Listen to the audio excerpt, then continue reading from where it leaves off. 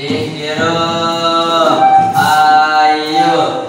Assalamualaikum warahmatullahi wabarakatuh. Waalaikumsalam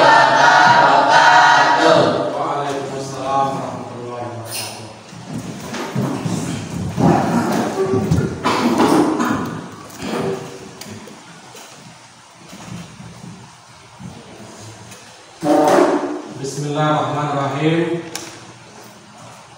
Assalamualaikum warahmatullahi wabarakatuh. Waalaikumsalam warahmatullahi wabarakatuh.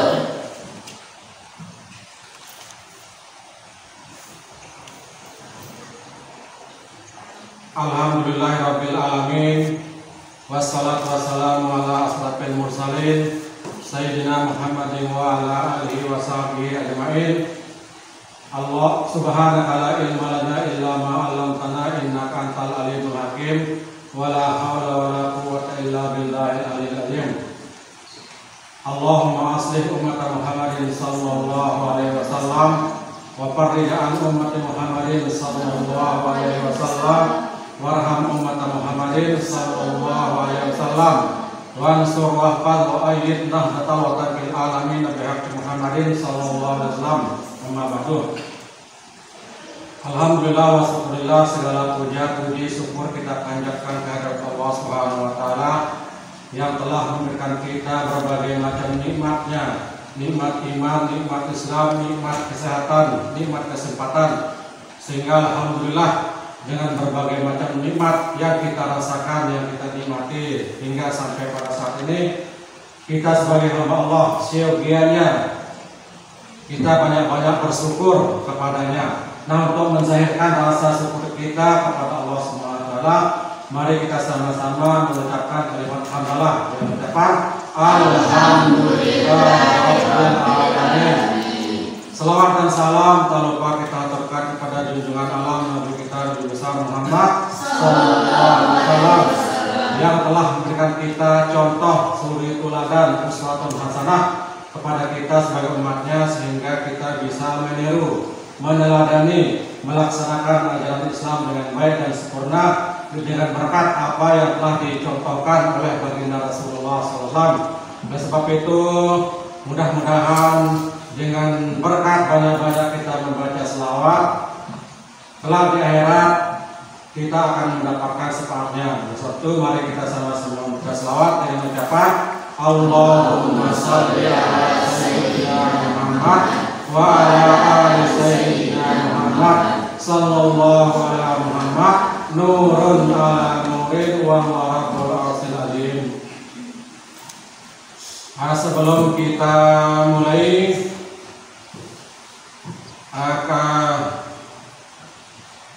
saya akan memperkenalkan diri bahwa nama Lahmudin SAG, mahasiswa PPG IAIN Palangkaraya. Nah, dalam kesempatan ini akan menyampaikan mata pelajaran fikih masalah zakat mal.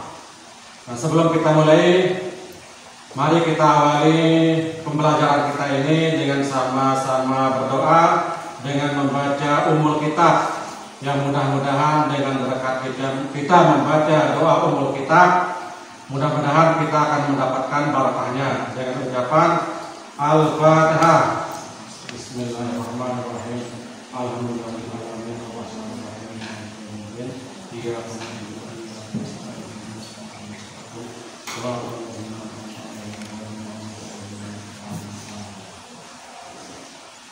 Nah, sebelum kita lanjut, semua peserta didik semuanya hadir? Semua hadir, alhamdulillah. Jadi di dalam pembelajaran kita kali ini kita akan mempelajari tentang masalah zakat mal. Namun sebelumnya kita akan sama-sama menyanyikan lagu nasional yang berjudul Bagimu Negeri. Untuk itu kepada semua siswa-siswi untuk sama-sama berdiri.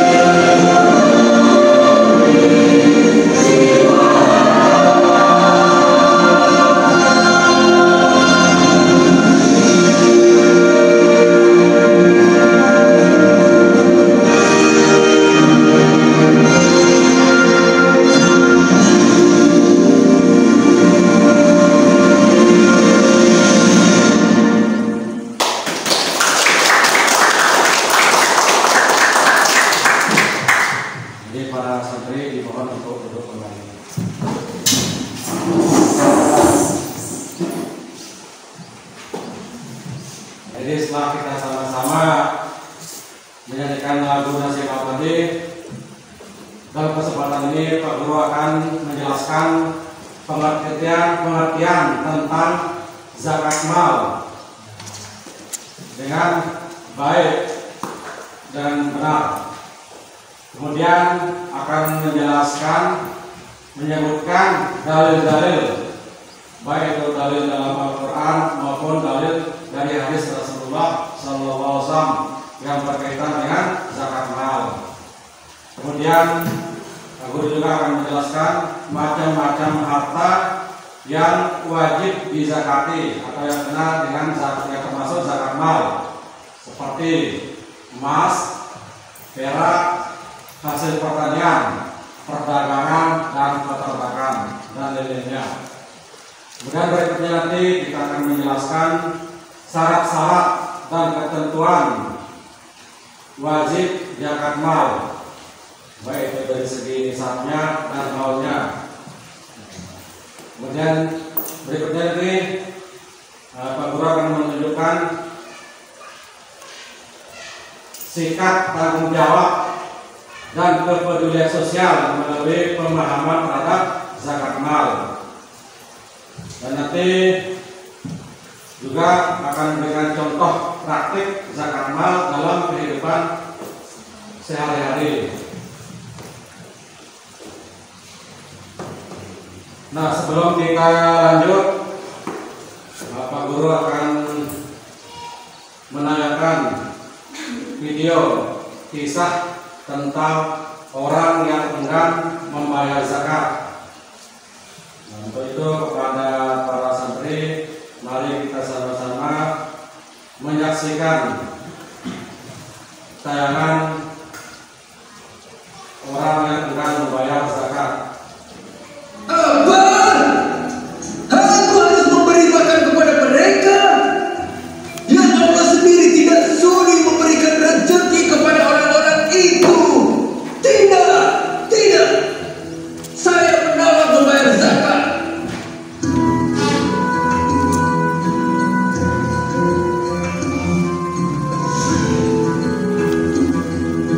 Ada seorang sahabat Rasulullah bernama Salabah. Salabah adalah orang yang sangat miskin. Setiap selesai menunaikan sholat berjamaah di masjid, Salabah selalu buru-buru pulang duluan. Ini karena kain yang digunakannya untuk sholat hanya ada satu, dan Salabah harus bergantian memakainya dengan sang istri tercinta. Hari terus berlalu. Akhirnya Salabah menghadap Rasulullah. Ya Rasul, berikan kepadaku jalan untuk menjadi kaya. Rasulullah meminta Salabah untuk menerima rezeki yang ada dengan tawakal dan mengingatkannya untuk bersyukur agar Allah menambah nikmatnya. Namun Salabah bersikeras ingin menjadi orang kaya. Maka kemudian Rasulullah memberi sepasang domba kepada Salabah untuk dijadikan modal usaha. Dengan izin dari Allah, domba-domba itu berkembang biak dengan sangat baik, hingga ratusan jumlahnya. Salabah pun memiliki kebun kurma yang luas dan subur. Dalam waktu yang singkat, Salabah pun akhirnya dikenal sebagai orang yang kaya raya. Sayangnya, hati dan pikiran Salabah dikendalikan oleh hawa nafsu. Saking takutnya kehilangan harta, Salabah sampai lupa dengan ibadah. Salat berjamaah pun ia tinggalkan karena terlalu sibuk mengurus ternak dan kebunnya. Hingga suatu hari datanglah wahyu tentang zakat turun kepada Rasulullah. Rasulullah pun meminta Ali bin Abi Thalib untuk menagih zakat kepada Salabah. Rasulullah bilang bahwa jumlah harta yang dimiliki Salabah membuatnya wajib membayar zakat. Ali pun bergegas mendatangi Salabah untuk menagih zakat. Salabah, Rasulullah mengatakan bahwa engkau harus membayar sebagian dari kekayaanmu untuk fakir miskin, ujar Ali. Namun Salabah menjawab dengan ketus. buat apa zakat bagi fakir miskin? Maaf Ali, orang-orang miskin itu adalah pemalas. Lihat aku, kalau aku hanya duduk dengan berleha-leha, mana mungkin bisa mengumpulkan kekayaan sebanyak ini? Ali pun menjawab, Tetapi rukun Islam telah menetapkan atas orang yang mampu bahwa ia diwajibkan untuk menunaikan zakat dari sebagian hartanya. Salabah pun naik pitam. Apa? Aku harus memberi makan kepada mereka? Yang Allah sendiri tidak sudi memberikan rezeki kepada orang-orang itu. Tidak, tidak. Saya menolak membayar zakat. Rasulullah khawatir memikirkan jika kelak Salabah dilaknat oleh Allah karena tidak mau membayar zakat. Bahkan saking khawatirnya, Rasulullah meminta Ali untuk menagih zakat kepada Salabah hingga 3 kali. Tapi Salabah masih juga menolak untuk berzakat. Rasulullah pun berkata bahwa harta Salabah kelak tidak akan bisa menyelamatkan dirinya. Apa yang diucapkan Rasulullah pun terjadi. Mendadak ternak Salabah diserang wabah. Bahkan banyak dari ternaknya yang mati. Tak hanya itu, kebun kurmanya pun menjadi kering karena diserang hama. Salabah akhirnya datang menghadap Nabi dan hendak membayar zakat. Namun Nabi menolaknya.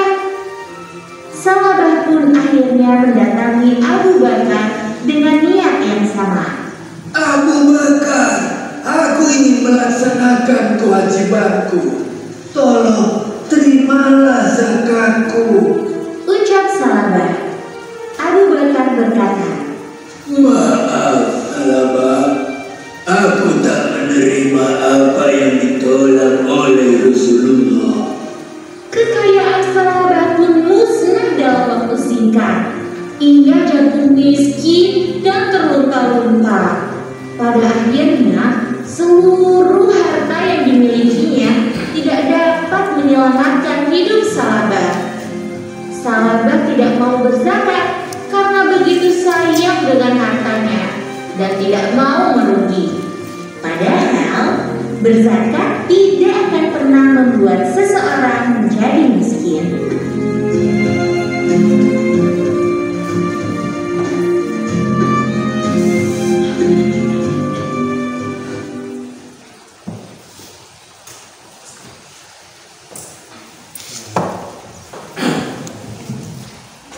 Setelah kita sama-sama menonton tayangan tadi, ya, kira-kira apa dampaknya jika orang kaya enggan membayar zakat?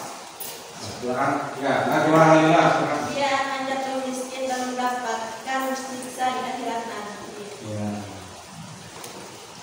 Jadi jika ada orang kaya yang enggan membayar zakat, maka di dalam kehidupan bermasyarakat banyak orang yang tidak senang, kemudian hartanya juga akan berkurang. Yang semestinya yang namanya zakat itu adalah aziyadah, bertambah. Nah, jadi bertambah, kalau kita berzakat harta kita akan bertambah. Baik, kita lanjut. Jadi yang namanya zakat mal itu adalah zakat yang dikeluarkan dari harta benda yang dimiliki oleh seseorang muslim ketika telah mencapai nisab. Jadi nisab itu adalah batas minimum harta benda. Kemudian mencapai haul, artinya harta benda itu dimiliki selama 1 tahun penuh sesuai dengan ketentuan dalam syariat Islam. Jadi kata-kata mal itu secara bahasa artinya harta atau kekayaan. Sedangkan secara istilah zakat mal itu adalah zakat atas kekayaan yang berpotensi berkembang seperti emas, perak, uang, hasil perdagangan, pertanian, peternakan, dan lain-lainnya. Nah, zakat ini termasuk dalam rukun Islam yang ketiga. Berapa? Ketiga. Dan memiliki kedudukan penting dalam mewujudkan keadilan sosial serta menghapuskan kesenjangan ekonomi di dalam masyarakat. Jadi tujuan utamanya adalah untuk membersihkan harta, kemudian mensucikan jiwa dan menolong fakir miskin. Nah, itulah tujuan utama zakat mal. Dalam Al-Quran dijelaskan dalil yang menunjukkan tentang zakat mal. Itu Al-Quran surat At-Taubah ayat 103. Coba di salah satu di antara siswa bisa membacakan dalil tentang zakat mal. Ya. Sakinah, ya.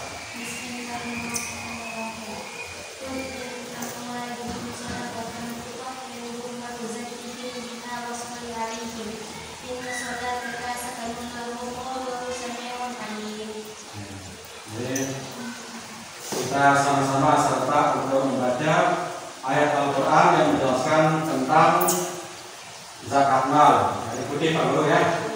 Bismillahirrahmanirrahim. Bismillahirrahmanirrahim. Musmin amwalihim. Musmin amwalihim. Sadaqatan. Sadaqatan. Tutahhiruhum wa tuzakkihim biha. Tutahhiruhum wa tuzakkihim biha.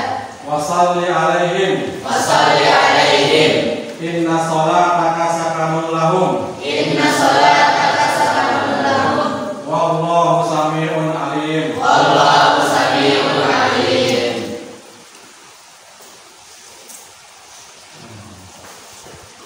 Kemudian dari hadis Rasulullah ada juga yang menjelaskan tentang zakat mal, di mana hadis ini diriwayatkan oleh Imam Bukhari dan Imam Muslim. Bisa salah satu di antara kalian yang bisa membacakan hadis tersebut atau yang artinya kira-kira seperti tertera di layar, silakan. Ya, Julian ada. Islam dibangun atas 5 perkara: bersaksi bahwa tidak ada Tuhan selain Allah dan bahwa Muhammad adalah utusan Allah, mendirikan sholat, menunaikan zakat, berpuasa di bulan Ramadan, dan berhaji ke Baitullah bagi yang mampu. Hadis riwayat Bukhari dan Muslim. Ya, jadi baik dalam Al-Quran maupun hadis Rasulullah SAW dengan tegas dan jelas menjelaskan tentang zakat mal tersebut. Di mana di dalam hadis yang diriwayatkan oleh Imam Bukhari dan Muslim ini, kedudukan zakat mal itu jatuh pada urutan yang keberapa? Ketiga. Jadi dengan disebut bahwa urutan ketiga adalah menunaikan zakat.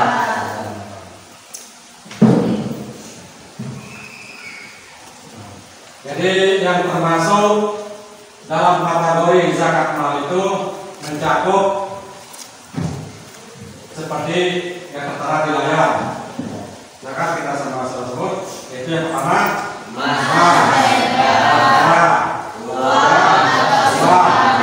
simpanan, hasil pertanian,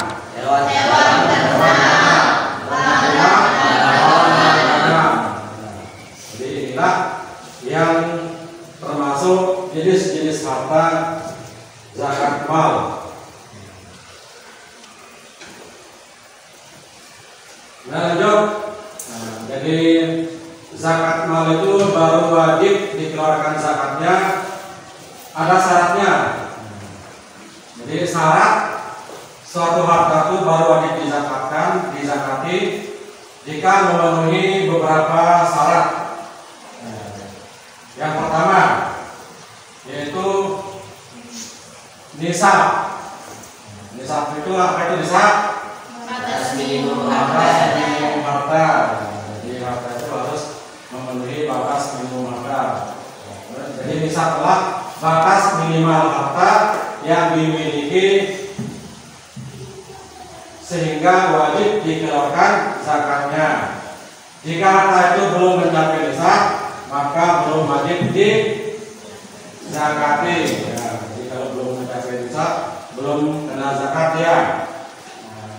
Contoh, misalnya ya, yang dalam hitungan nisab emas.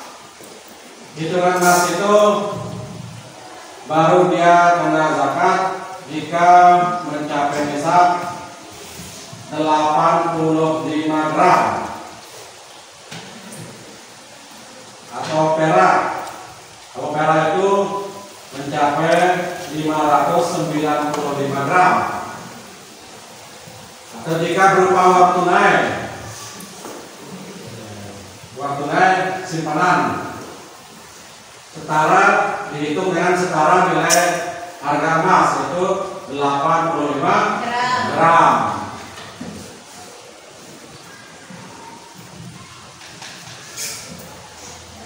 Jadi yang kedua, baru harta itu kena zakat jika sudah mencapai haul.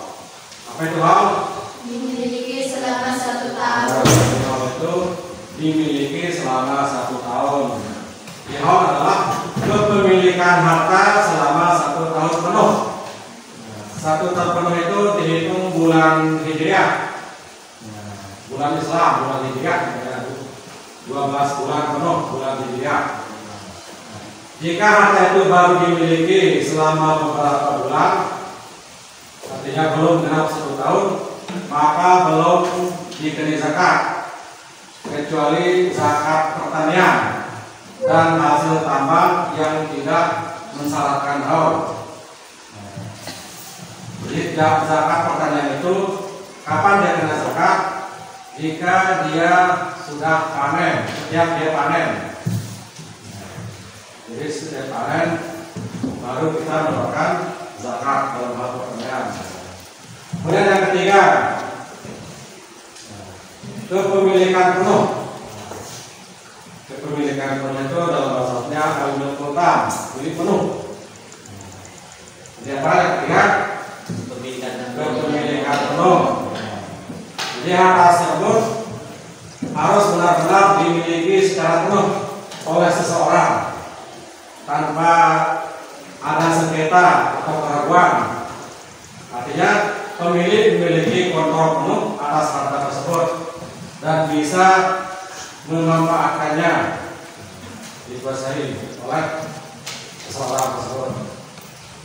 Itulah syarat-syarat harta benda yang baru dikenai zakat.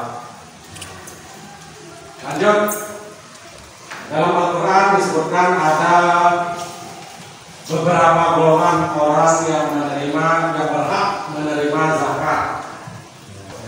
Sesuai dengan apa yang kalian lihat di layar, yang pertama itu fakir, yang kedua miskin, yang ketiga ahli zakat, yang keempat mualaf, yang kelima rikab atau hamba sahaya, yang keenam gharim atau yang ketujuh fisabilillah, dan yang terakhir kedelapan ibnu sabil. Jadi dari apa yang telah kalian sebutkan tadi, dari penjelasan Pak Guru, kira-kira kalian sudah bisa memahami, sudah dimengerti? Jadi kalian itu, kalau kalian sudah paham, alhamdulillah. Kita lanjut. Jadi tujuan zakat mal itu adalah yang pertama untuk mensucikan harta supaya harta itu bersih. Kemudian membantu fakir miskin. Itu tujuan zakat mal. Kita membantu saudara kita yang kekurangan, fakir miskin, sesuai dengan golongan orang yang berhak menerimanya itu. Dan kemudian untuk menjaga keseimbangan sosial dalam kehidupan sehari-hari bermasyarakat.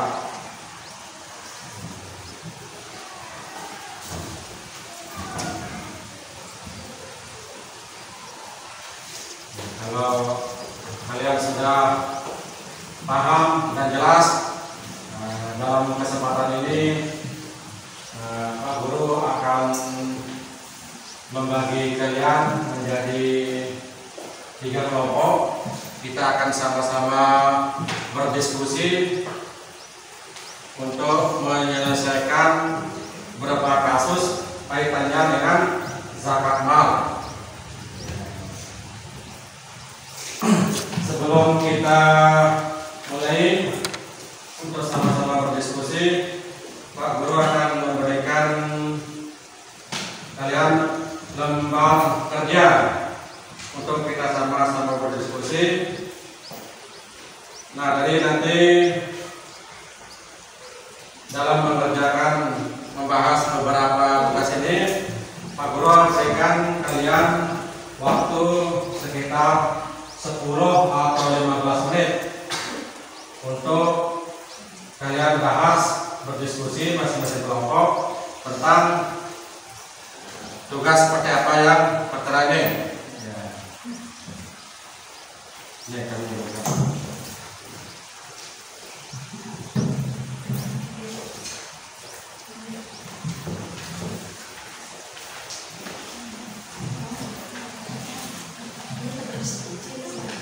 Jadi kalian masing-masing kelompok silakan saling berhadapan,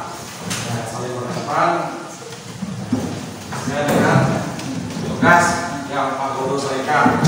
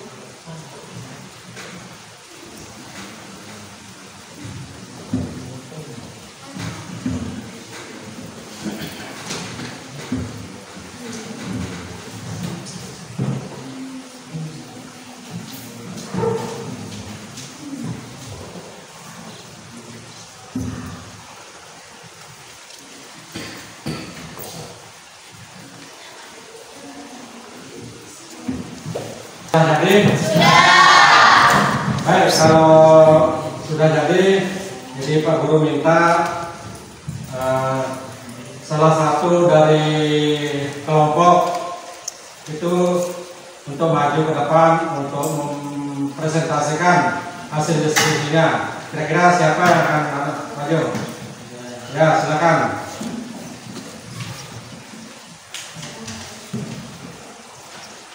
Assalamualaikum warahmatullahi wabarakatuh. Waalaikumsalam warahmatullahi wabarakatuh. Kami dari kelompok 1 akan membacakan hasil diskusi kami.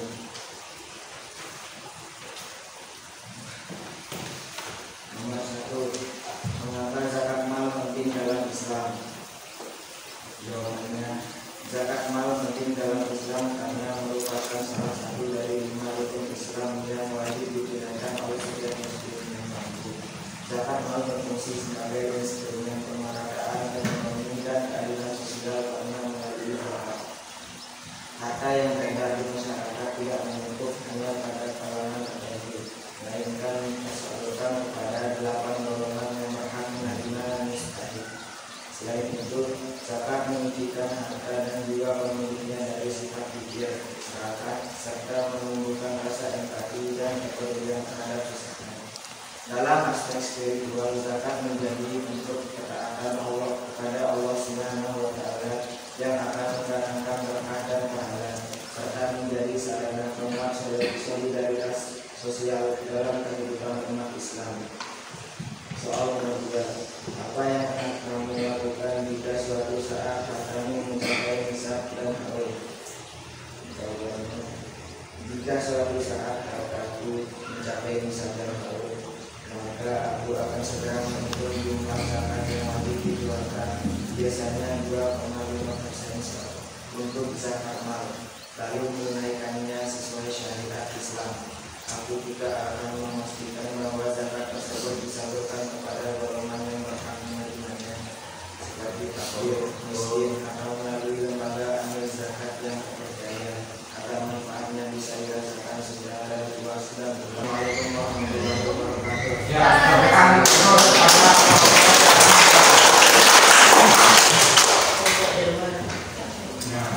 berikutnya dari kelompok 3, silakan.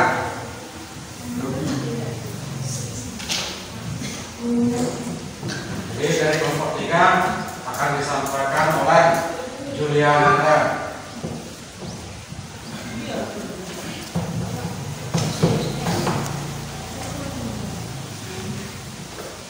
Assalamualaikum warahmatullahi wabarakatuh. Waalaikumsalam warahmatullahi wabarakatuh. Kami dari kelompok 3 akan menyampaikan hasil diskusi kami. Soal nomor 3, berapakah zakat yang dikeluarkan jika jumlah emas 85 gram dalam setahun penuh? Jawabannya, jika seorang memiliki 85 gram emas yang telah disimpan selama 1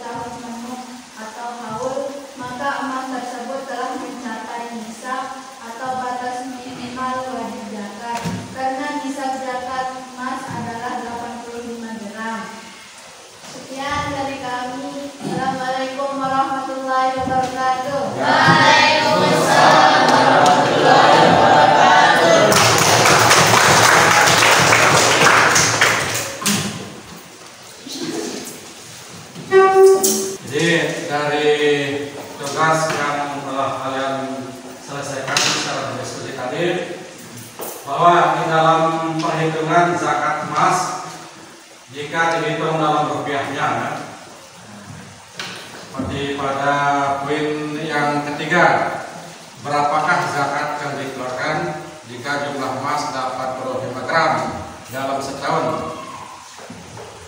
Jadi perhitungannya, harga emas per gram saat ini ya adalah Rp1.700.000 per gramnya ya sekarang. Kemudian total nilai emas itu 85 gram. Ini yang kena zakat mal. Jumlah emas 85 gram dikali dengan harga saat ini itu Rp1.700.000 berjumlah Rp144.500.000. Itu jumlah nilai uangnya. 144 juta kan ribu. Jadi total nilai emas 85 gram dikalikan dengan harga emas saat ini yang 1 gram, yaitu harga emas gram Rp1.700.000 dikali 85 gram sama dengan Rp144.500.000. Jadi zakat yang wajib dikeluarkan dari nilai uang tersebut adalah 2,5%. Jadi 2,5% dikali dengan nilai uang yang tadi Rp144.500.000 sama dengan Rp3.612.500. Jadi jika kalian memiliki emas 85 gram, kemudian telah mencapai haul, maka yang wajib dikeluarkan zakatnya adalah Rp3.612.500. Kira bisa dipahami? Alhamdulillah. Kesimpulan dari pembelajaran kita pada hari ini tentang zakat mal. Jadi zakat mal itu adalah zakat yang dikenakan atas harta yang dimiliki oleh seseorang atau individu atau suatu badan usaha yang telah memenuhi syarat seperti sudah mencapai nisab, yaitu batas minimal harta kekayaan, kemudian dimiliki selama 1 tahun penuh, yaitu haul, kemudian harta itu sudah halal, milik penuh, serta berpotensi berkembang, bisa dikembangkan harta itu. Kemudian jenis-jenis zakat mal yang kena zakat itu meliputi emas, perak, uang, termasuk uang tabungan jika ada yang memiliki tabungan uang sesuai dengan nilai harga emas tadi. Kemudian hasil perdagangan, hasil pertanian, kemudian peternakan hingga sampai pada hasil tambang. Jadi besaran zakat yang umumnya dikeluarkan adalah 2,5% di luar zakat pertanian. Jadi kalau pertanian itu kapan dikeluarkan zakatnya? Jika sudah panen. Dari total harta yang sudah mencapai nisab, seperti emas, nisabnya setara dengan 85 gram dan perak 595 gram. Kemudian penerima zakat atau mustahik zakat terdiri dari 8 golongan asnaf sebagaimana sudah kita sebutkan tadi. Ya, sama-sama kita saksikan di layar yang dijelaskan di dalam Al-Quran surat Al-Baqarah ayat 60, yaitu fakir, miskin, amil zakat, mualaf, hamba sahaya, gharimin, orang yang berhutang, fisabilillah, orang yang berjuang di jalan Allah. Yang terakhir, ibnu sabil atau musafir yang bisa. Jadi dari semua kesimpulan yang sudah kita paparkan tadi, kita dari zakat itu mal itu kita bisa mengambil hikmah. Hikmah yang bisa kita petik dari zakat mal tersebut, yang pertama adalah membersihkan harta, kemudian yang berikutnya menunjukkan empati sosial, dan kemudian menjaga keamanan ekonomi.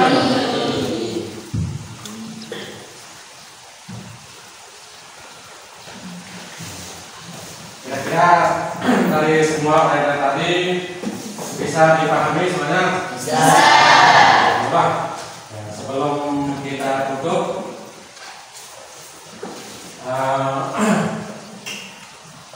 dalam kesempatan ini dari apa yang telah kita uraikan, bicarakan tentang zakat mal, yang mudah-mudahan dengan pembicaraan uraian zakat mal ini, siapa tahu nanti kalian semua jika nanti sudah bergaul di dalam masyarakat, kalian menjadi orang yang sukses dalam karirnya, sehingga bisa menerapkan tentang zakat mal tersebut. Berikutnya, jika ada nanti ada saudara kalian ataupun kerabat yang lainnya yang punya harta banyak, kalian bisa menjelaskan, memberikan pengetahuan tentang zakat mal tersebut. Sebelum kita tutup, ada yang ditanyakan? Baiklah, kalau kalian sudah paham semuanya, mari kita tutup pertemuan kita ini dengan sama-sama melafazkan hamdalah. Alhamdulillah. Demikian, wallahul muwaffiq ila sabilir rasyad. Wassalamualaikum warahmatullahi wabarakatuh.